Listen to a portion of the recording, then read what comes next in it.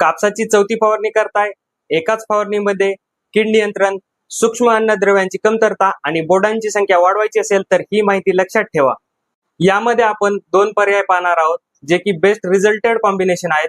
यामध्ये तुम्हाला कीटकनाशक घ्यायचंय सुमिटोमो कंपनीचं सेल 30 ते 35 मिली प्रतिपंप. त्याचबरोबर विद्राव्य खतामध्ये तुम्हाला 13-0-45 हे 100 ग्राम प्रतिपंप वापरायचे आणि याचबरोबर झिंक, मॅग्नेशियम आणि बोरॉन घटक असलेले सूक्ष्म अन्नद्रव्य असलेले कोणत्याही कंपनीचं मायक्रोमिक्स या फवारणीमध्ये घ्यायचं आहे.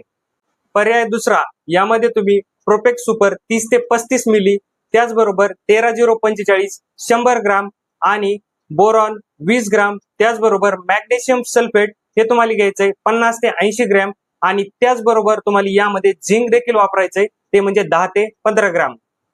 ही माहिती कशी वाटली कमेंटमध्ये नक्की सांगा आणि व्हिडिओ नक्की रिशेअर करा आणि अशा शेतीविषयक माहितीसाठी खेतीवाडी या पेजला नक्की फॉलो करा. धन्यवाद.